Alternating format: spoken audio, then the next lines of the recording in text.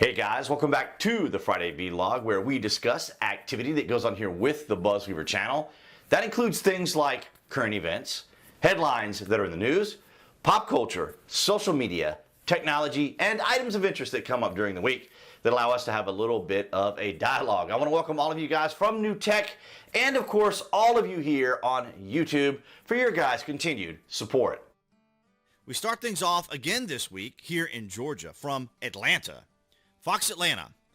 Man accused of spray painting swastikas on Midtown Rainbow Crosswalks granted bond, officials say. From Atlanta. A man accused of spray painting hate symbols around Atlanta before being arrested after a SWAT standoff was granted bond, but remained in Fulton County Jail on Monday morning, officials said.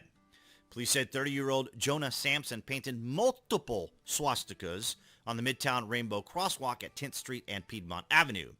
Investigators also think he painted graffiti on a monument at the Federal Reserve Building in Atlanta. Officers allegedly tried to contact him unsuccessfully while he hid inside an apartment building before a SWAT team responded to arrest him. He eventually surrendered. Now, there is several layers of significance to this, because as you know, Joe Biden said, and the Democrats said, that white supremacy was the leading cause of strife and difficulty in our country. And I would argue that it can be a problem. It is a problem when it happens, but it's very rare. You know as well as I do that if hate crimes were happening as rampantly and as well as it's sensationalized and exaggerated by Democrats, Biden, and the left, you would think we would see tons and tons of stories about this, but we actually don't. Now, I'm just going to play a video of this because you can actually see he's right here on video, just in broad daylight in Midtown. Now, I need to explain the significance of this and why is it so significant about this individual just spray painting this particular crosswalk. Well, this is the gay part of Atlanta, Midtown. It's a quaint, lovely, fun, welcoming, warm area. I dated a young woman who lived there, so I used to go and meet her there in Midtown. Right there, there's some great restaurants right there at that crosswalk. There's also the Flying Biscuit, which is very famous here in Atlanta. Lovely, wonderful part of town. And when I worked as an Apple specialist on-site repair, I worked on a lot of businesses and companies and personal residents there in Midtown. Wonderful place in Atlanta. So the significance here, as I said, we can see the individual, and I'm not saying this to be derisive. I'm not trying to be sarcastic. I'm not trying to, leverage my sense of being a conservative to pile on about this particular individual and his physical features, as we see here. However, you and I know, the left knows, the Democrats knows, everyone knows, had this been someone perhaps of a different description, perhaps someone who was a conservative, perhaps someone who was a Trump supporter, this would probably be worldwide news. Without a doubt. It would be every marker, every checkbox the Biden administration, the White House, the left, the Democrats would want to villainize individuals who are potential Trump supporters. And I know everyone often says sometimes in comments about this particular division, this particular type of divisiveness, but it is exactly the way I outlined it, as you see here. Because the biggest trouble we were supposed to have in our country was white supremacy. And then just a few hours later, we had a shooting in the same area, Atlanta. There was chaos in Midtown Atlanta on Monday afternoon. This was right after this situation happened, or the next day. Police blocked off the front of 1280 West condominium building for much of Monday morning, or Monday afternoon. So later that day, I should say, more specifically. Later that day, I'm getting all the days confused, as they investigate a deadly shooting. On Monday night, the Fulton County Examiner's Office told Channel 2 Larry Spurrell the names of the victims who died. They were Wesley Freeman and property manager Michael Shinners.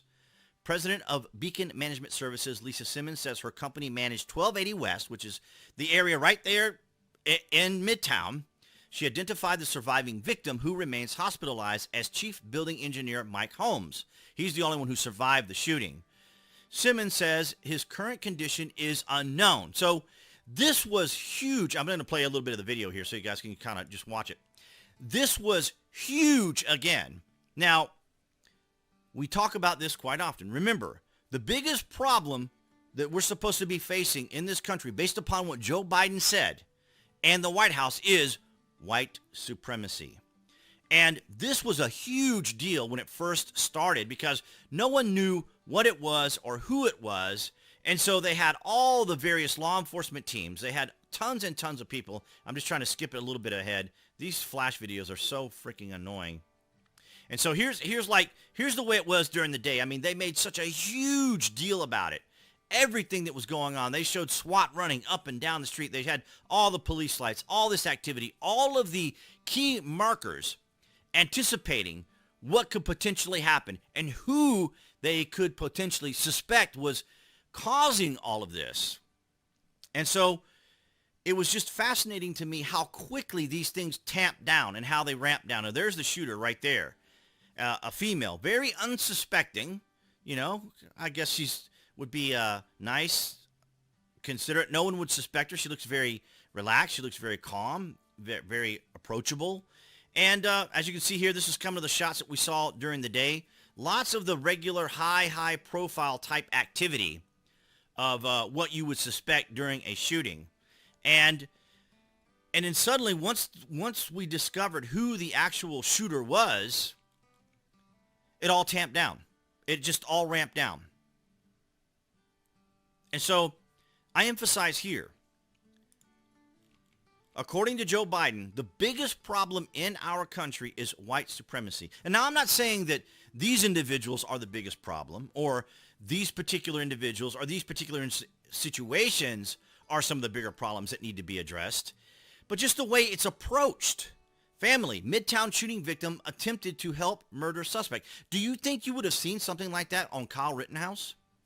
Did you see any of these sorts of titles after the fact when it was Nicholas Sandmann and the Covington kids? Did you see any of the media walking back, apologizing, coming forward, clarifying, editing, correcting, fixing, and trying to calm everyone down over those incidents like Kyle Rittenhouse or the Covington kids, Nicholas Sandmann, or even the defense they came to when it came to Jesse Smollett?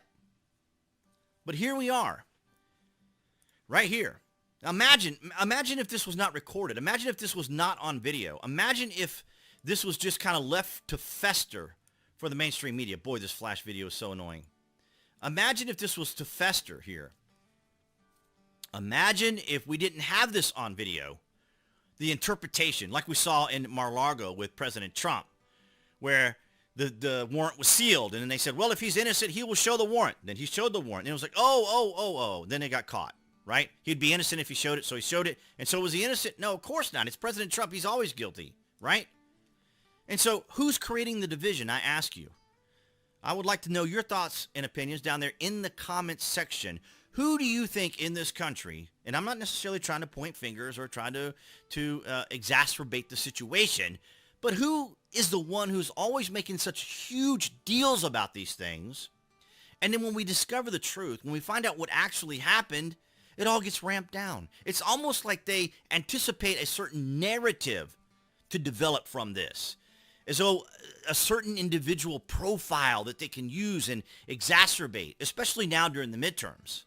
It's absolutely astounding. This all happened, and of course, as I covered yesterday, or as of today of this recording, Marjorie Taylor Greene's house being swatted, which is also being tamped down, and she was mocked relentlessly on Twitter because she was swatted again.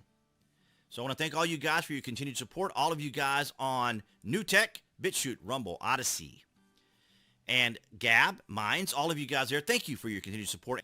So I do appreciate all of your guys' support, and that's what I have for you guys this Friday. All right, guys, so that's going to wrap it up for this Friday vlog.